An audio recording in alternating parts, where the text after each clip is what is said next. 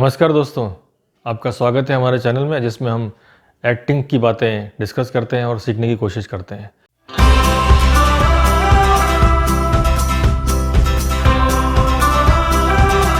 तो जैसे कि हमने और भी कई वीडियोस में डिस्कस किया है गेटिंग इनटू द कैरेक्टर कि एक कैरेक्टर में आने के लिए कितनी सारी चीज़ों की ज़रूरत होती है जो आपके टूल्स हैं एक एक्टर के, यानी आपकी जो बॉडी लैंग्वेज है, आपका डिक्शन है, आपका वॉइस पिच है, आपका ऑब्जर्वेशन है, आपका कंसंट्रेशन है, आपको इनको अच्छे से यूज़ करना है और बहुत ही प्रॉपरली कैरेक्टर में आना है।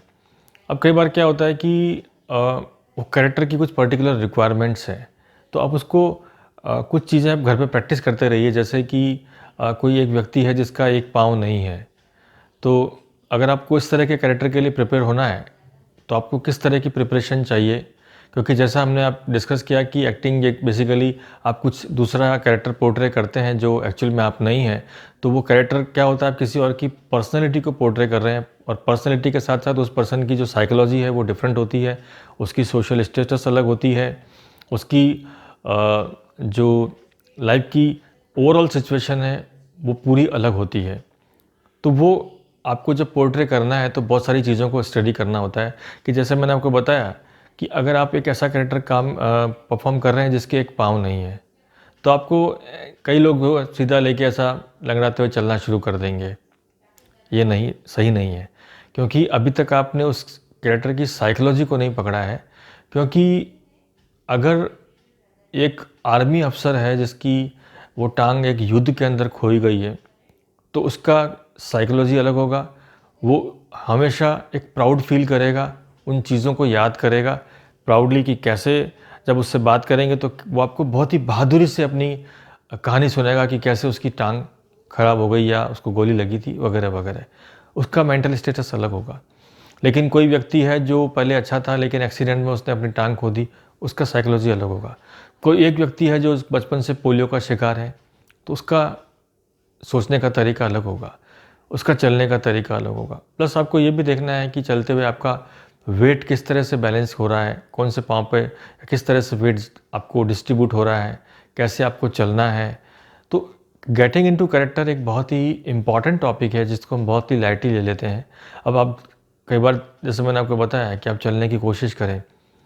अब कभी कभी ये सोचें कि एक छोटा बच्चा जो जस्ट चलना सीखा है वो कैसे चल रहा होगा, उसके मन में क्या चल रहा होगा, उसको गिरने का डर है कि नहीं है, उसको पता ही नहीं है कुछ। तो आप देखिए कि वो कितना नेचुरली चलने की कोशिश करता है। अब आप ऑलरेडी चलना जानते हैं तो आपके लिए वो करना कितना मुश्किल है, आप वो करके देखिएगा कि आप उसी तरह से उसको नेचुरली करें कि वो कैसे धीरे धीरे खड़ा होने की कोशिश करता है, कैसे एक कदम जो बढ़ाता है, कहीं सहारा पकड़ता है, गिरता है वगैरह वगैरह। हर चीज़ की कैरेक्टर के हिसाब से आपको ऑब्जर्वेशन करना है। अभी कई बार एक्सप्रेशंस होते हैं कि कोई आदमी, आपका सीन है, आपको मरना है इसके अंदर। अब कई बार ये होता है कि लोग देखते हैं कि मरना है तो वो पहले से मरने के लिए तैयार हो जाते हैं कि भाई अभी ये मुझे गोली मारेगा, चाकू मारेगा, मुझे मार जाना है। तो वो बिल्कुल जो फर्स्ट रिक्वायरमेंट हम बोलते हैं कि जो नेचुरलिटी होनी चाहिए सीन में, आपके कैरेक्टर में, आपके परफॉर्मेंस में, वो ख़त्म हो जाती है। तो आप पहले से अजम्पशन हो रहा है आपका, पहले से आपको पता है। तो वो नेचुरल करने के लिए आप सिर्फ अपना काम करिए, आपको मारने का काम दूसरा करेगा। आपको जब दूसरा एक्शन करेगा तब भी आपको उसका रिएक्शन करना है। दूसरा मैंने ये देखा है कि वो मर कैसे रहा है। आपको पहले ये देखना है कि आप गोली खाते हुए, गोली से मरेंगे बंदूक की तो किस तरह से मरेंगे, चाकू से मरेंगे किस तरह से मरेंगे, कोई दूसरे ने आपको जहर दिया है तो आपके चेहरे पर क्या एक्सप्रेशन आएंगे जब आपको पता चल जाएगा कि मुझे जहर दिया गया। आपने खुद ने जहर खाया है तो आपके चेहरे पर क्या एक्सप्रेशन होंगे, आप किस वजह से मर रहे हैं, आप सुसाइड कर रहे हैं तो उसके क्या क्या रीजंस हैं, वो पूरे आपके चेहरे पर अगर एक भी अच्छा एक्सप्रेशन मिल जाता है ना, फुल स्क्रीन, बिलीव मी, आप परफॉर्मेंस पे छा जाते हैं।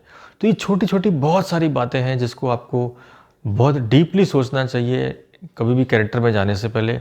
बहुत लोग जल्दबाजी करते हैं, फटाफट कुछ भी परफॉर्म करने के लिए तैयार हो जाते हैं। जो मैंने आपको पहले भी बताया कि नाटक और फिल्म और टीवी एक्टिंग में फ़र्क ये है कि नाटक में एक ही कैरेक्टर आप 2 महीने प्रैक्टिस करते हैं और उसमें बहुत सारे इम्प्रोवाइजेशन आपको लोग बता पाते हैं कि ऐसा नहीं करो, वैसा करो, फिर आपकी 2 महीने की प्रैक्टिस के बाद आप वो परफॉर्म करते हैं। टीवी फिल्म में आपको वहीं पर सीन मिलता है, घंटा 2 घंटा में आपको अपने हिसाब से तैयार करके उसको परफॉर्म करना होता है तो वो बहुत डिफ़िकल्ट होता है। तो उसमें आपका ये इतना सारा सोच जो है वो फ़ास्ट काम करना चाहिए। आपको इतना समझ में आना चाहिए कि ये एक्चुअली कैरेक्टर जो है वो क्या है। तो उसके हिसाब से आपको हर चीज़ अपनी परफॉर्म करनी है और वो बिल्कुल नेचुरल एक्ट लगना चाहिए।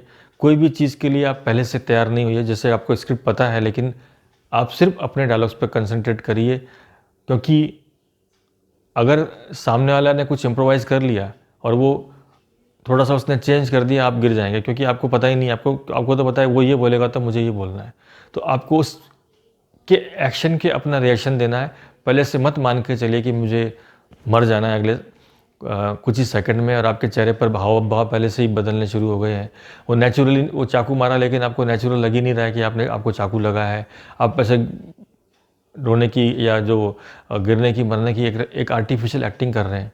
नहीं, बिल्कुल अच्छे जो कुछ सीन्स परफ़ॉर्म हुए हैं फ़िल्मों में, वेब सीरीज़ में, उनको आप देखिए, या कुछ थिएटर अच्छा देखा हो कि कैसे उन लोगों ने परफ़ॉर्म किया, क्या इंटीग्रिटी है। जब आपके चेहरे पर सिर्फ़ 2 एक्सप्रेशंस भी अगर नेचुरल आते हैं, तो वो पूरा सीन बन जाता है। तो हमेशा कैरेक्टर में आने के लिए बहुत सारी चीज़ों पे वर्क करें और जल्दबाज़ी ना करें, पूरा अच्छे से समझें, छोटी-छोटी चीज़ों को डिटेलिंग में जाएँ, आप बहुत अच्छा परफ़ॉर्म कर पाएँगे। इस पे वर्क करिएगा।